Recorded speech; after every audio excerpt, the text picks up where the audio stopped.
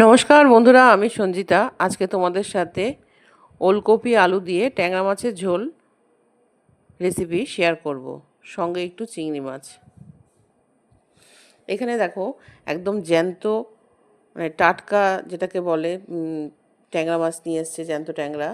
সঙ্গে আবার এই 3টে গলদা চিংড়িও নিয়ে এসছে, তাই এই দুটোকে একসঙ্গেই রান্না করব। মাছগুলোকে নুন আর হলুদ দিয়ে ভালো করে মাখিয়ে নিলাম। কড়াইটা বসিয়ে দিয়েছি, তেলটা গরম হয়ে গেছে। এবার মাছগুলোকে আমি ভেজে নেব। এই দেখো শালগম, একদম কচি শালগম। শালগমটা একটু কেটে নেব। ট্যাংরা মাছ ভাজার সময় ফোটে, তাই আমি ঢাকা দিয়ে ভেজেছি। মাছগুলো ভাজা হয়ে গেছে। ওই তেলের মধ্যেই কালো জিরা ফোড়ন দিয়ে দিলাম। ফোড়ন দিয়ে আলু আর শালগমটাকে দিয়ে দিলাম। এটাকে অনেকে ওলকপিও বলে থাকে। নুন আর হলুদ দিয়ে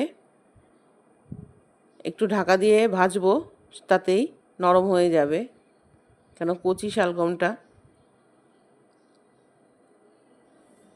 শীতের এখন যে কোনো সবজি দিয়ে মাছের ঝোল করবে, সঙ্গে একটু ধনেপাতা দিয়ে দেবে, দারুণ লাগে খেতে। এবার আমি চাপা দিয়ে দেব।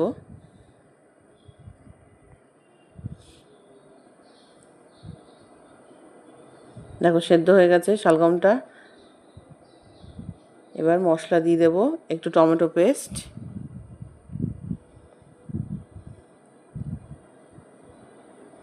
আদা বাটা, কাঁচা লঙ্কা বাটা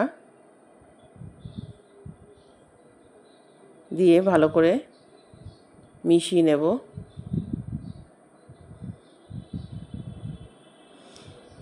এবার 1 চামচ জিরে ধনের গুঁড়ো দেব, একটু লঙ্কার গুঁড়ো দেব, সামান্য একটু জল দিয়ে মশলাটাকে কষিয়ে নেব।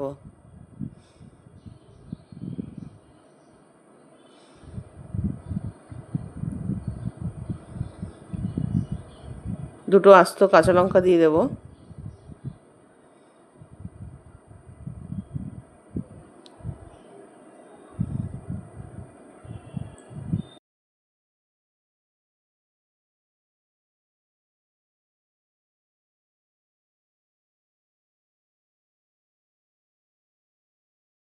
কষানো হয়ে গেছে, এবার আমি জল দিয়ে দেব।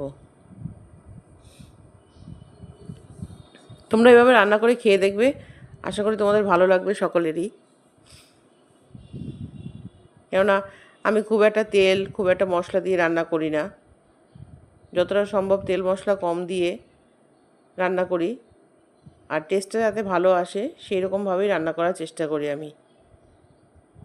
ঝোলটা ফুটে গেছে, মাছটা দিয়ে দিলাম। তোমরা দেখতেই পাচ্ছ আমি খুব সামান্য তেলে মাছের ঝোলটা রান্না করেছি। খেতে কিন্তু ভালোই হয়েছিল।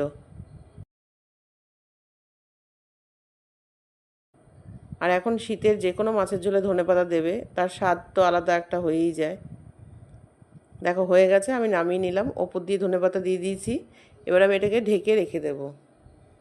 এবার চলো চিংড়ি মাছটা রান্না করি।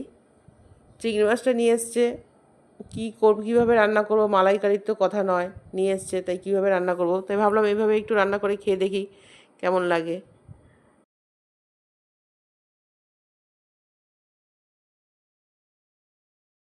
মাছটাকে ভেজে নিলাম। খুব একটা কড়া করে ভাজবো না, মোটামুটি মাছটাকে ভেজে নেব। ভাজা হয়ে গেছে, তুলে নিলাম। ওই তেলের মধ্যে একটু কালো জিরা ফোড়ন দিয়ে এবার একটা আস্ত পেঁয়াজ পেস্ট করে নিয়েছি, আর মাছটা যে নুন হলুদ মাখিয়েছিলাম ওই থালাটার মধ্যে যে নুন আর হলুদের জল ছিল সেটাকে দিয়ে দিলাম। পেঁয়াজটা আমি একটু ভাজবো, যতক্ষণ না আরও থেকে একটা সুন্দর গন্ধ বেরোয়।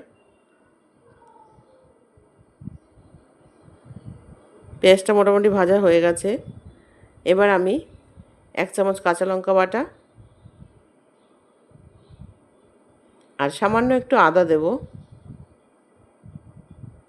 চিংড়ি মাছে তোমরা চাইলে আদা দিতেও পারো, নাও দিতে পারো, আমি একটু দিয়েছি। নুন, একটু লঙ্কার গুঁড়ো, একটু হলুদ, সামান্য একটু জল দিয়ে ভালো করে মশলাটাকে কষিয়ে নেব। কিছুটা কষানোর পর একটু টক দই দিয়ে দেব।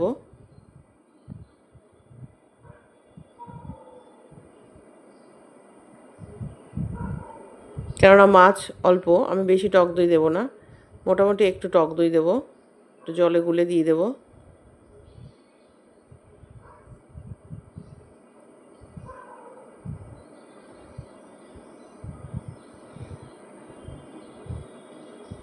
এবার এটাকে ভালো করে কষিয়ে নেব। একটু চিনি দিয়ে দেবো আর গোটা গরম মশলা দিয়ে দেবো, দুটো এলাচ, একটু দারচিনি দিয়ে দিলাম।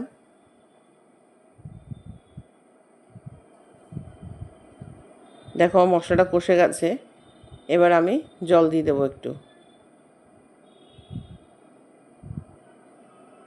ঝোলটা ফুটে আসলেই মাছটাকে দিয়ে দেব।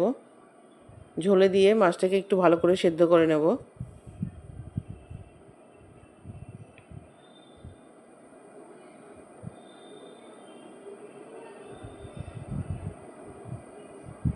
খেতে কিন্তু ভালোই হয়েছিল। তোমাদের যদি এই রেসিপিটি ভালো লেগে থাকে, এই দুটি রান্না যদি ভালো লেগে থাকে, তাহলে চ্যানেলটিকে লাইক, কমেন্ট, শেয়ার, সাবস্ক্রাইব করে দিও। আর পাশে থাকা বেল আইকনটি প্রেস করে দিও, তাতে আমার পরবর্তী ভিডিও তোমাদের কাছে পৌঁছে যাবে। দেখো আমার দুটো মাছ রান্না হয়ে গেছে, কেমন লাগছে তোমরা আমাকে কমেন্টে জানাবে। আজকের মতো ভিডিও এখানে শেষ করছি, টাটা।